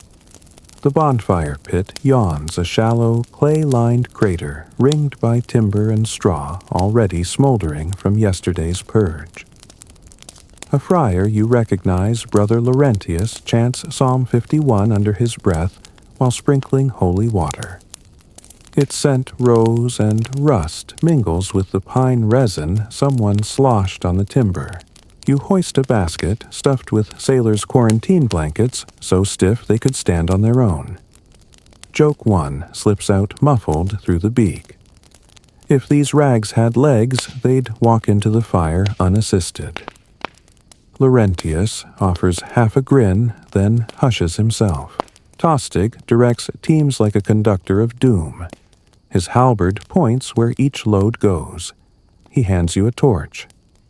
Doctor, you light the next pile, symbolic the crowd trusts your authority. The irony tastes like burnt sugar. They trust the beak that yesterday they tried to stone. You dip torch in barrel of pitch flame, bloom's blue-orange heat licking mask glass. Close by, Broader awaits with shovel eyes raccoon-ringed from digging. He nods, tipping cap, then rakes embers to spread heat evenly. Authoritative historical fact buzzes in memory Cologne's 1350 fire ordinances ordered weekly burnings of contaminated straw, lest foul vapors breed anew.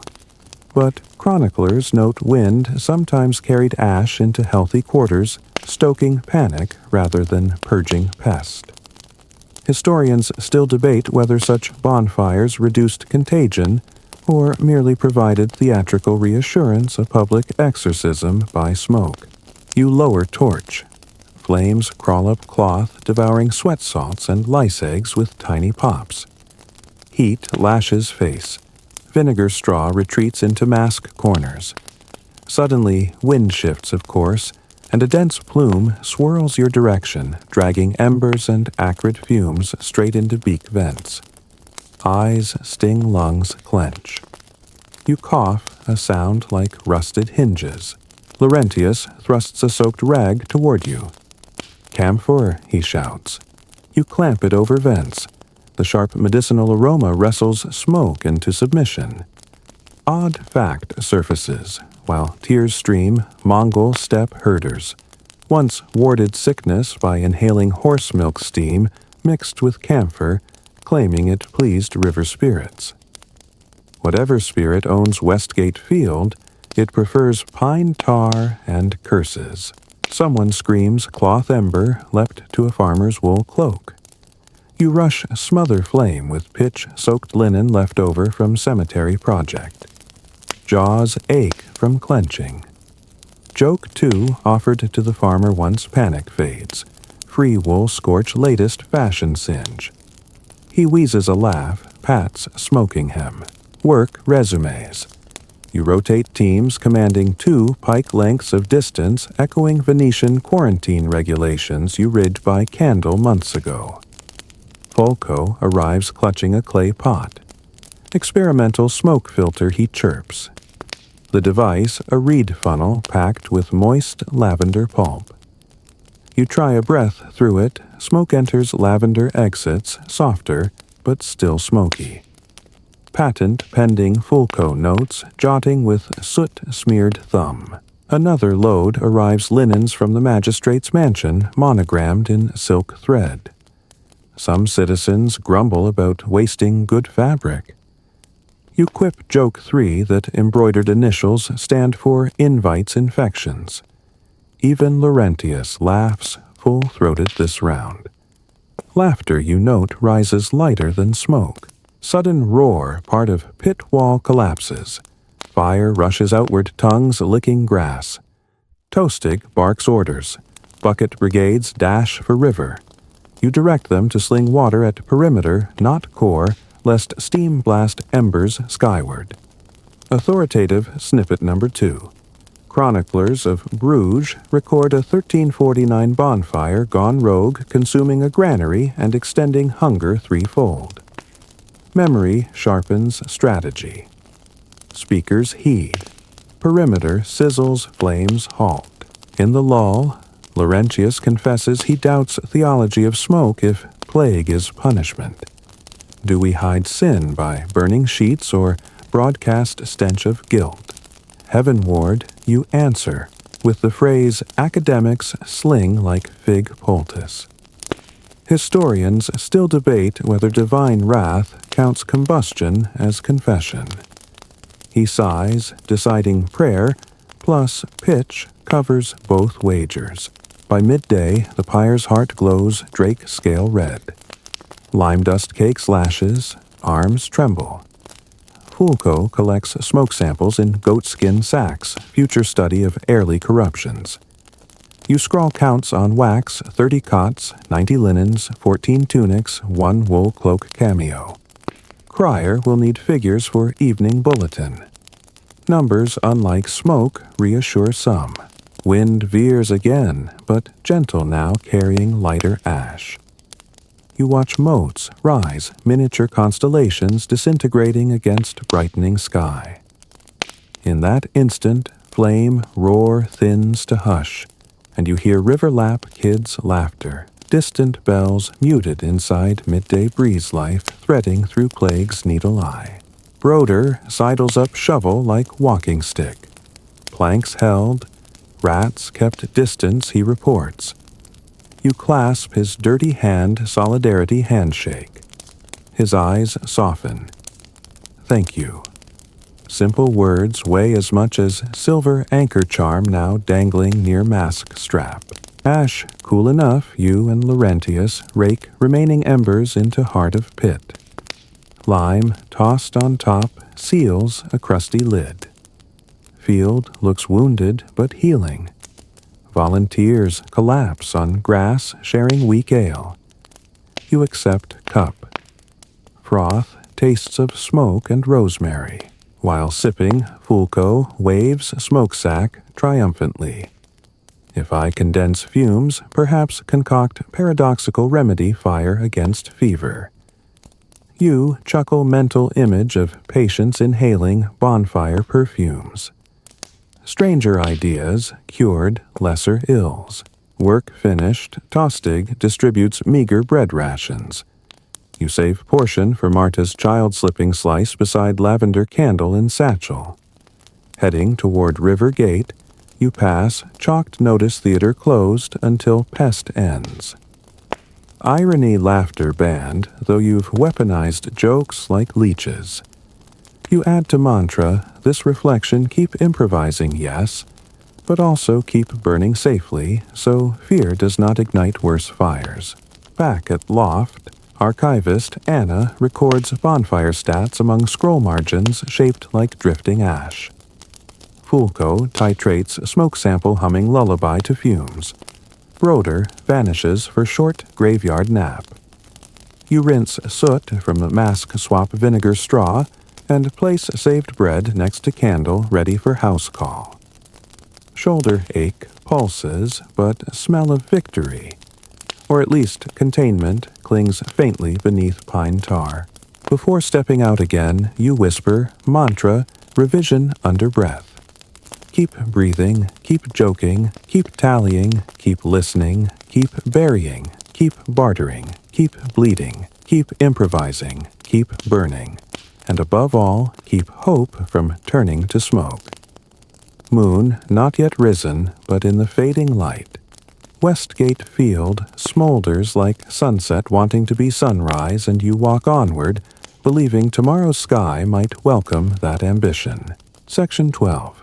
Astrologer's Fatal Forecast. The wind smells of damp parchment as you trudge uphill toward Starlight Tower, a crooked observatory commandeered by Master Caldus the astrologer. Word spread overnight tomorrow's planetary alignment. Mars, kissing Saturn under a blood-stained moon, portends the city's annihilation unless the plague doctor publicly vouches for his celestial math. Apparently, beak masks now double as press credentials. You keep one hand on the satchel, where silver anchor, lavender candle, and dwindling hazelnuts jostle together like superstitions in a dice cup. Joke 1 flickers through clenched teeth. Yesterday, I sold rosemary smoke. Today, I'm forecasting apocalypse. Resume's getting weird. You reach the tower door just as Caldus pops his head out hair, a gray burst of frantic hypotheses. Dr. Perfect Timing helped me avert societal collapse. He drags you inside before you can protest. Spiral steps wind upward through dust motes swirling like model galaxies. At the top, a rickety platform hosts brass astrolabes star charts weighted by river stones, and a single cracked telescope aimed at a smoggy sunrise. Caldus thrusts a scroll under your nose. Tiny diagrams depict Saturn's gloomy glyph spooning Mars's fiery arrow. Along the margins, stick figures cough over graves. Sign here, he pants. Your seal calms merchants. Authoritative historical fact helps you stall in 1348. The Paris Faculty of Medicine blamed plague on a triple conjunction of Mars, Jupiter, and Saturn in Aquarius, asserting poisoned vapors descended thereafter. Pamphlets traveled faster than fleas. Panic blossomed wherever copies landed. Historians still debate whether astrologers exploited fear for profit or genuinely believed the sky scribbled death notices. You repeat this aloud, crafting diplomatic sandbags against Caldus's tidal wave of certainty. He counters by pointing to fresh ink, a local conjunction rarer, deadlier, due in less than a day. He has already hired criers to spread the word pending your endorsement. You imagine Market Square riot multiplied by constellations. Rosemary won't smother that bonfire. You attempt reason charts, help plan tides and harvests master, but announcing doom triggers more corpses than comets. Caldus frowns, clutching telescope like a security blanket. You pivot, suggest incorporating mitigation advice, extra fumigation bonfires, pitchboard graves, calm humor your speciality. He perks up. Public rituals, processions of scented torches. You wince, flashing memory of linen fires almost gone rogue.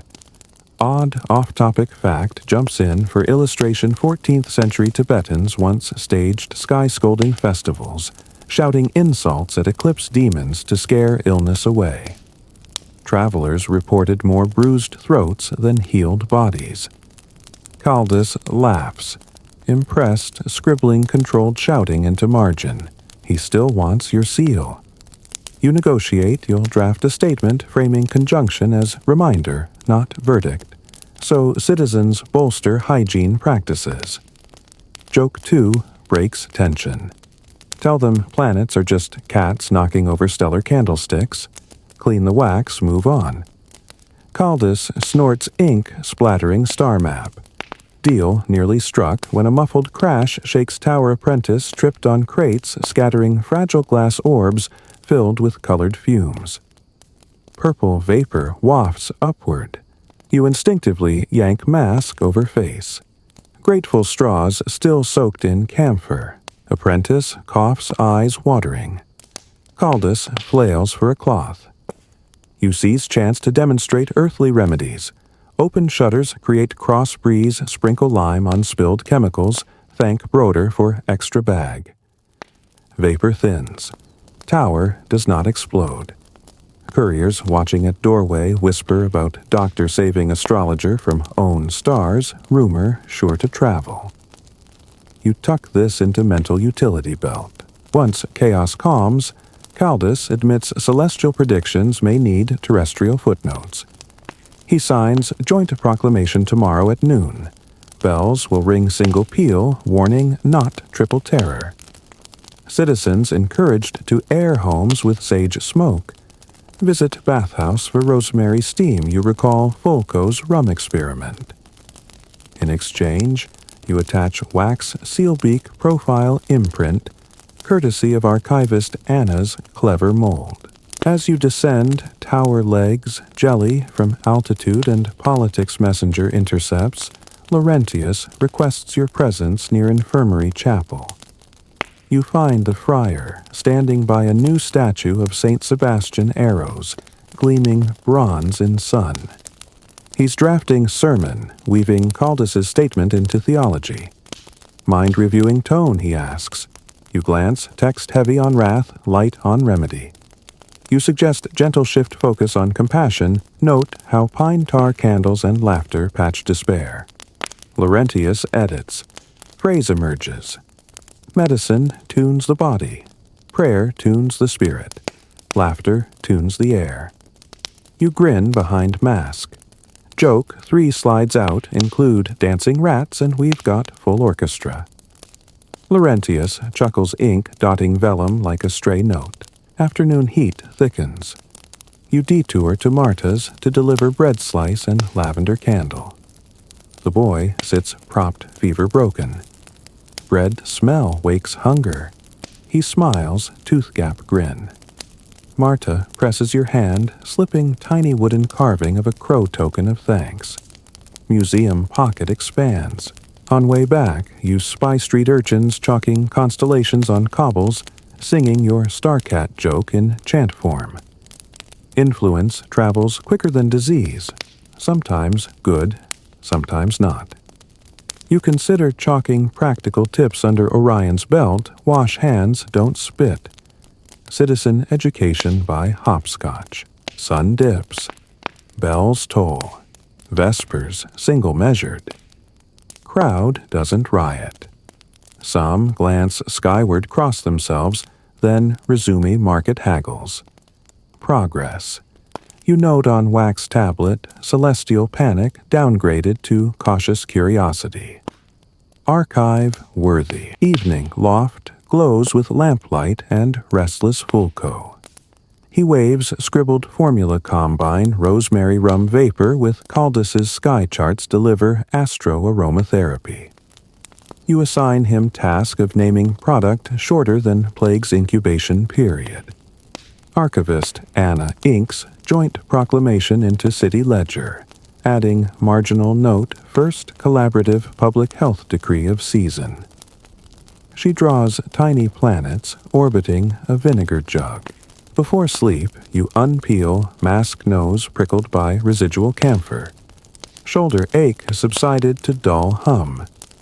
You string silver anchor crow carving and wax candle stub onto a cord, fashioning talisman mosaic of survival. You whisper mantra's latest iteration. Keep breathing. Keep joking. Keep tallying. Keep listening.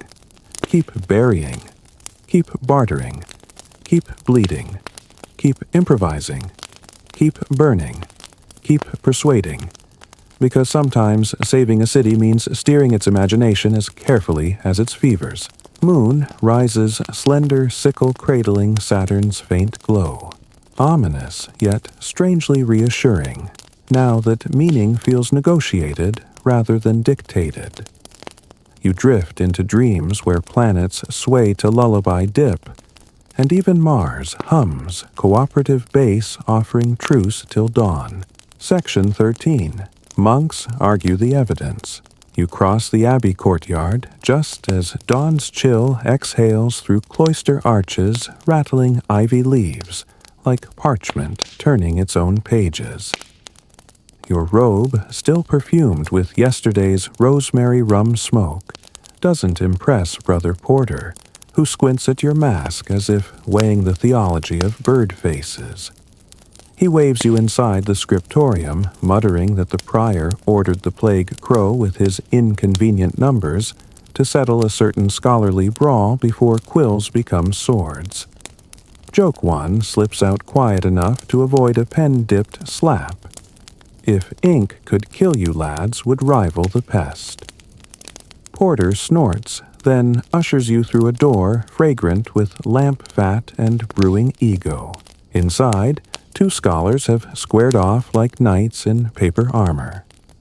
Brother Sanctus, thin, twitchy forever, smelling faintly of verbena, points to a stack of your wax tablets, each etched with grim tally marks. Across the table, Brother Said, round rosy smelling of oat cakes, even in Lent, brandishes tide charts annotated with lunar doodles. Bad water, not bad air, he trumpets. Sanctus wraps the desk eels in vinegar, brother. The doctor's counts prove intervention, you clear your throat. 40 cowled heads swivel as one like a murder of crows acknowledging their suspicious cousin. Authoritative historical fact offers itself as opening gambit scholastic records from Cambridge. 1456, describe disputations titled Utrum Cantus Piscatorios, Anguiles Aliciat. Whether fisherman's song attracts eels, proving monks can quarrel over anything that wriggles. Tonight, however, they have swapped eels for epidemic math. Historians still debate whether these ivory tower skirmishes advanced medicine or merely turned mortal panic into footnotes. You silently vow to produce something footnote-worthy. You lay out evidence, wax boards listing deaths, crosses, and survivals. Little sons leech weights scribbled in Fulco's spidery hand, smoke bonfire dates, and the brand-new joint proclamation bearing your beak seal plus astrologer Caldus's star glyph. Gasps run the benches. Some monks taste scandal, others taste potential citations. Sanctus bows theatrically data in his corner. Thed harumphs, waves tide chart overlaid with wind roses. Plague spikes coincide with moist southerlies. Arguments bubble like cauldrons left unattended. You raise gloved hands invoking rule of 3 monastic hearts, love, numbered structure. First, you say smoke purges textiles. Casualty rate dropped 4-1 during a last bonfire. Second, leeches reduced swelling in 9 of 12 patients. Third, citywide panic shrank after single bell announcement instead of triplicate clangs. Sanctus beams. Said strokes chin rearranging folds like tactical maps. You slip an odd, off-topic fact to keep tone buoyant 14th century Czech beekeepers believed stinging wounds bled bad vapors out. They held hive dances to coax bees for therapy. Half the novices giggle, you've scored joke 2 without lifting quill. Cid counters wines changed same day. Bonfire burned. Correlation isn't causation. He slaps a tide diagram shaped like a slithering eel. Old habits die hard. Sanctus retaliates with Fulco's beetle jar mortality rates. Insects died slower in rooms scented with rosemary steam. Said scoffs, calling beetles heretics with wings. A novice gasps. You intercede before invertebrates gain excommunication. You remind them plague doesn't check confessionals before coughing. Quills scratch tempers spark. Ink splatters onto an illuminated scroll and 2 senior librarians yelp. You propose real-time experiment, burn twin bundles of linen, 1 plain, 1 rosemary steeped, then test air with Fulco's fly chamber. Monks love miniature labs. Sanctus nods eagerly. Said grumbles, but concedes. You appoint 5 novices to measure insect life every quarter hour. Librarians agree anything to curb ink slinging, while novices set fires in courtyard braziers under watch of a jittery sexton. You walk aisles, consulting other brethren. Brother Silas, keeper of mortality rolls, reveals uptick in recoveries. Post-leech day. Sister archivist Anna, eyes dry from copying your notes, mentions families replicating Matilda's lullaby at sickbeds. Some claim calmer fevers. Monk statistician Otto plots these tidbits onto a crude chart blue lines for treatments read for deaths like a plague seismograph. Lines wiggle interestingly when remedies coincide. You note the wiggles. Joke 3 surfaces as you dodge a passing novice lugging rosemary bundle aflame, medicinal barbecue. Said smirks despite himself. Progress. 20 minutes later, beetle jars return rosemary smoke jar shows 4 fatalities. Plain smoke jar 8. Sanctus's eyes gleam holy vindication. Said mutters something about sample size. You suggest rotating jars to rule out air pockets, a compromise that wins reluctant nods. Academia in action, incremental peace through iterative insects. As dusk drapes stained glass in bruisey purple. Abbot Gregor appears eyebrows arched like cathedral buttresses bowed under weight of scripture and pest combined. He surveys charts jars, singed habits, and demands summary before compline, or all of you copy Psalms by moonlight. You inhale, presenting balanced conclusions, wind contributes. So does smoke. Music calms. Leeches occasionally save extremities. Recommending multi-prong approach, you petition Abby to sponsor pitchboard donations and herb gardens. Sanctus applauds. Seed rolls shoulders, then stunningly signs approval provided. Tied data receives side column note. Abbot Gregor, pleased to see monks agreeing on anything besides how loud to chant Seal's proposal with wax depicting crossed shovel and quill. Authoritative snippet number 2. Chronicles from Padua record a 1350 Council of Physicians, Astrologers, and Theologians issuing joint guidelines, earliest pandemic task force. Their hybrid doctrine, though clumsy, did reduce open pit burials. You cite this reinforcing your case. Abbott seems tickled to align with precedent. Business concluded, scribes roll fresh parchment. You depart scriptorium under moonlight, flickering through quatrefoil windows. Sanctus chases you gifting a vial of verbena oil against melancholy. Said passes tide chart annotated with your data, a gesture of scholarly truce. You slide both into Talisman Museum pocket anchor charm, clinking approval. Exiting cloister, cold air, kisses mask glass. Stars glitter unabashed. Above Mars and Saturn still flirt, but their threat feels quieter now, domesticated by data soot and reluctant cooperation. You jot mantra addendum while walking. Keep persuading, keep collaborating, because pen-brandished battles may spit ink, but united ink becomes maps out of darkness. You pass the bonfire pit from yesterday. Ash pile glows under moon, a quiet hearth. Beyond Marta's window flickers lavender candle. Inside, her son's silhouette waves tiny crow carving your rounds pay off. Hope quickens step. Back at loft, Fulco examines verbena sample under lens stolen from Caldus, muttering about anti-melancholic aerosols. Broder sleeps upright shovel pillow. You stretch bruised shoulder note pain, gentler leech nibble on captain's groin, taught them empathy for your tendon, perhaps. Candle gutters. You whisper full mantra, now running half a litany itself.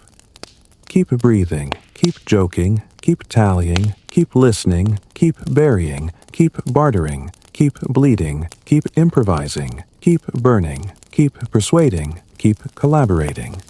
Sleep edges in, and you let it, trusting Sanctus and Said will argue only about margin width tonight, leaving Plague to face tomorrow with one less weapon.